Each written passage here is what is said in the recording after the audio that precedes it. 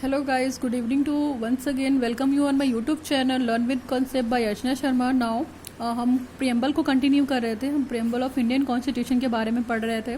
इससे प्रीवियस वाले वीडियोस में हमने हिस्ट्री पढ़ी है प्रियम्बल की, हिस्ट्री क्या है, प्रियम्बल को हम क्या क्या बोल सकते हैं, प्रियम्बल की लोकल लैंग्वेज क्या है, ठीक है, उस प्रियम्बल में क्या क्या ऑब्जेक्टिव थी इसके बारे में हमने बात की थी। फिर उसके बाद हमने 4 कंपोनेंट के बारे में बात की थी कि वो 4 कंपोनेंट क्या हैं। फिर हम कीवर्ड्स की बात किए थे, तो कीवर्ड्स में 9 कीवर्ड्स थे, ठीक है। तो वो सारे कीवर्ड्स के बारे में हमने बात की, सारे कीवर्ड्स को 1 बाय 1 डिटेल में डिस्कस किया।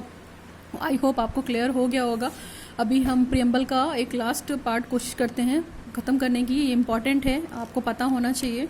ओके, तो ये चाहे नेट का एग्ज़ाम हो, चाहे एमएड का हो, चाहे जितने भी टीचिंग कॉम्पिटिटिव एग्ज़ाम हो, व्हाटएवर एसएससी यूपीएससी, सब में पॉलिटिक्स के पोर्शन में आता है, इकोनॉमिक्स के पोर्शन में आता है कि आज का टॉपिक जो है preamble as a part of constitution. ये अपने आप में एक क्वेश्चन मार्क है कि क्या प्रियम्बल भारतीय संविधान का एक पार्ट है, is a part of constitution. Okay, तो preamble as a part of constitution question mark.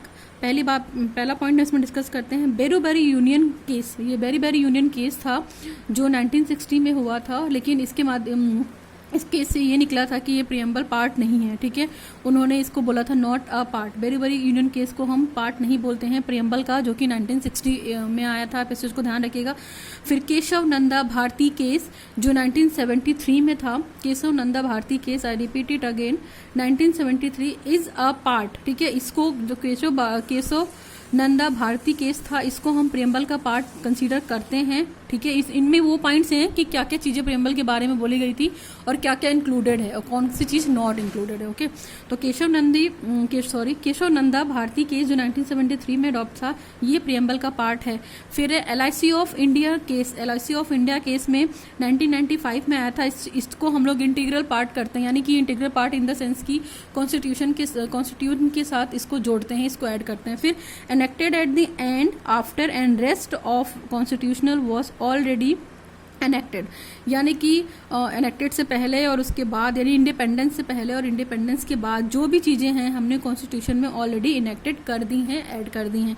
Next है हमारा करंट ओपिनियन। ये तो पहले की बात थी, ठीक है, कि पहले के हिसाब से क्या क्या पार्ट है कॉन्स्टिट्यूशन का, प्रियम्बल की बात। नेक्स्ट है हमारा current opinion about the preamble held by the supreme court. पहली बात तो ये सुप्रीम कोर्ट के द्वारा हेल्ड किया गया था that the preamble is a part of constitution. Preamble क्या है, भारतीय संविधान का एक पार्ट है, is in the consonance with the opinion of the founding fathers of the constitution.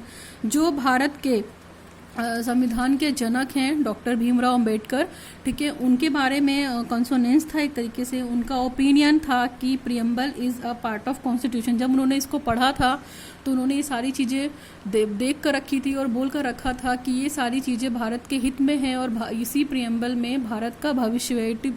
It may be called as a horoscope of preamble, ठीक है, या इंडियन कॉन्स्टिट्यूशन। तो जो फाउंडर हैं, हमारे फादर हैं हमारे इंडियन कॉन्स्टिट्यूशन के, डॉक्टर BR अम्बेडकर, उन्होंने ये सारी चीज़ें बताई थी और आज की डेट में करंट ओपिनियन भी है और हम इस चीज़ को मानते भी हैं, ठीक है। तो ये जितने भी राइट्स मिले हैं उसमें हमें जितने भी फंडामेंटल राइट्स मिले हैं, DPSP की जो पार्ट्स मिले हैं, directive elements, policy of state level, ये सारी चीज़ें मिली जी हुए हैं, उनको हम फॉलो अप करते हैं, ठीक है।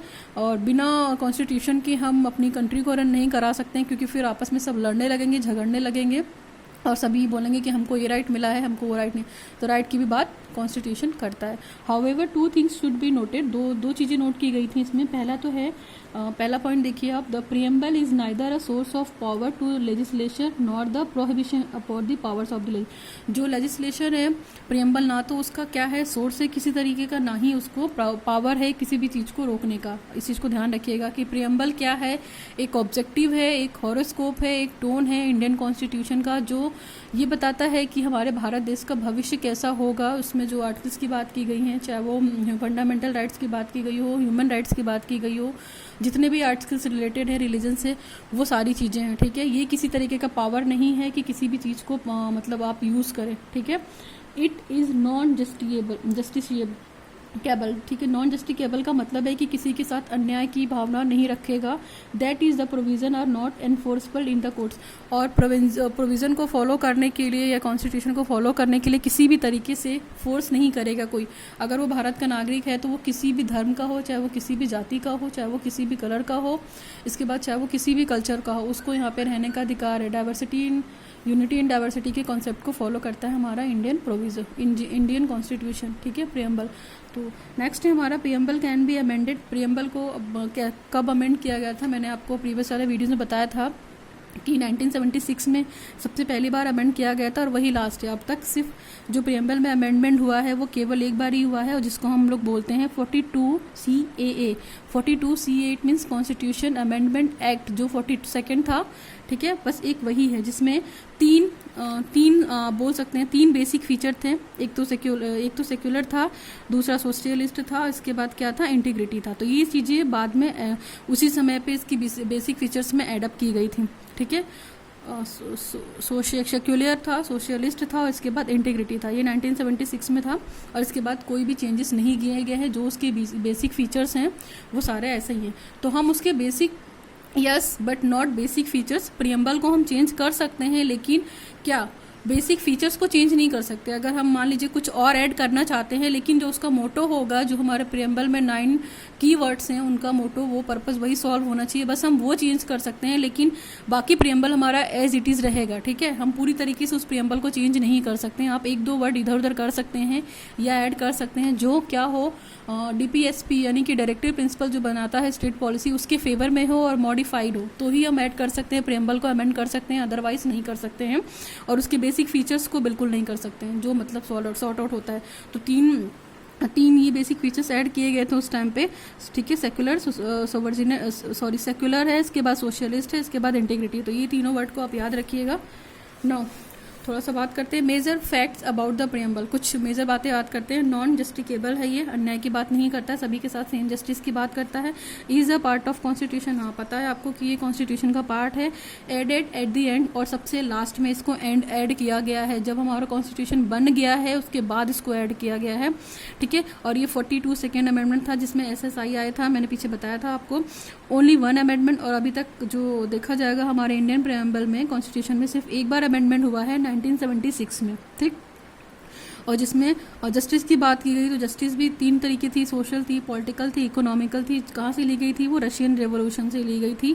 फिर लिबर्टी की बात की थी, इक्विटी की बात की थी, फ्रेटर्निटी की बात की थी, जो कि लिया गया था taken from the French revolution. तो जस्टिस वाला जो कॉन्सेप्ट है वो रशियन रिवोल्यूशन से लिया गया था जस्टिस में, ठीक है। और लिबर्टी, इक्वलिटी एंड फ्रेटर्निटी लिया गया था वो फ्रेंच रिवोल्यूशन से, ठीक है। और आप प्रियम्बल को सोल, की, हॉरोस्कोप या टोन भी बोल सकते हैं आप। ये सारी चीज़ें प्रियम्बल के लिए हम यूज़ कर सकते हैं। और फाइनली इसको इम्प्लीमेंट जो किया गया था वो 26 नवंबर 1949 को, और हमारे देश में लागू कब हुआ था ओवरऑल, 26 जनवरी 1950 को। तो that is more all about the Indian constitution. Preamble की हमने पूरी डिटेल में बात की है, ठीक है। आप long as well as short question कुछ भी अटैम्प्ट कर सकती हैं, आपको कोई प्रॉब्लम नहीं होगा। फिर भी इन केस अगर आपको दिक्कत होती है तो you can ask me in my comment section. That is more all about the preamble. और ये काफ़ी लेंदी टॉपिक था, तो मेरे से चार लेक्चर में कंप्लीट किया है, ठीक है, प्रियम्बल ऑफ इंडियन कॉन्स्टिट्यूशन।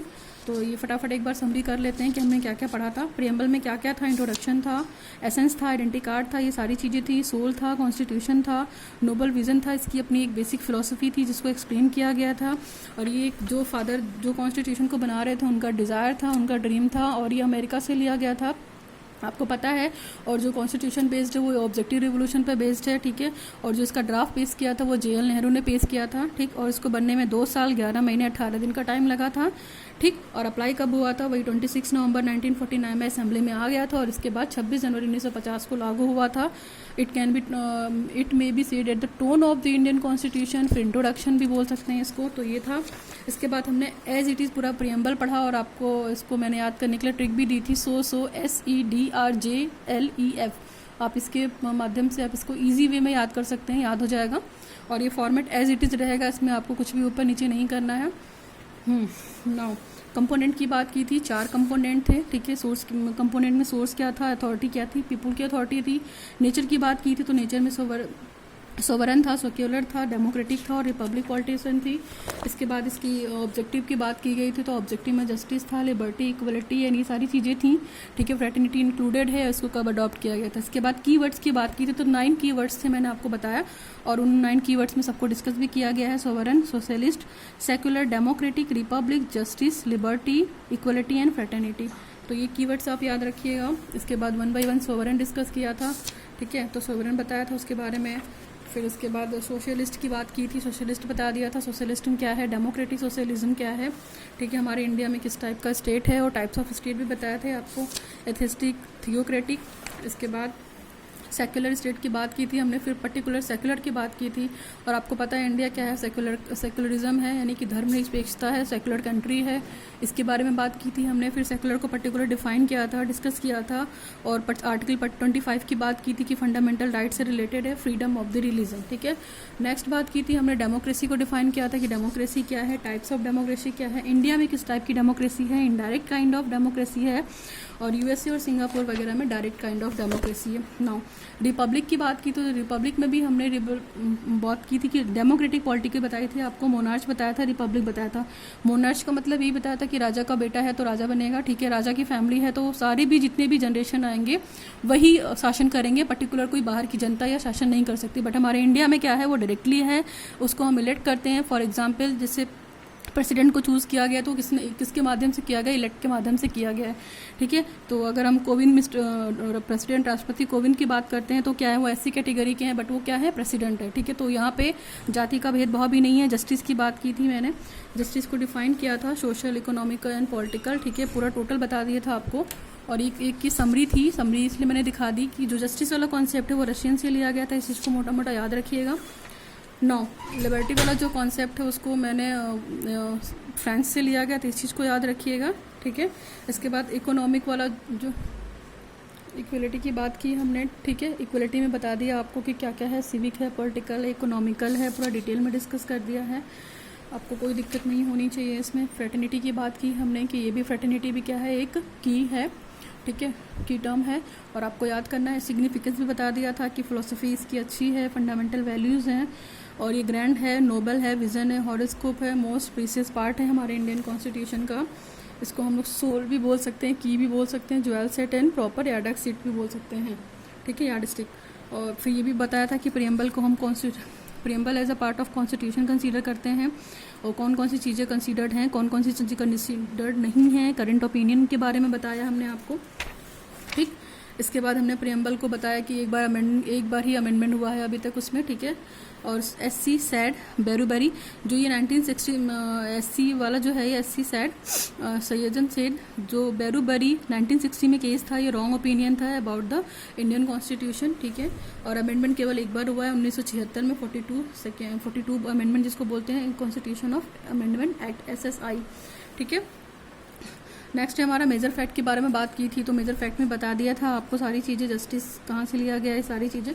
तो that is more all about the preamble of Indian constitution. I hope आपको कोई दिक्कत नहीं होनी चाहिए, ये मैंने लास्ट में एक समरीज करा दिया है, ठीक है। तो आई होप अगर आपको फिर भी कुछ दिक्कत होती है तो you can ask me in my comment section. Please video अच्छा लगा हो, हेल्पफुल रहा हो, शेयर रहा है तो आप लोगों तक शेयर कीजिए, और प्लीज़ मेरे चैनल को सब्सक्राइब कीजिए ताकि आपको डेली वीडियो अपलोड होने की नोटिफिकेशन मिलती रहे। ये भी ये डेली क्लासेस है, आपको पूरा फुल मटेरियल मिलेगा, ठीक है, डिस्कशन।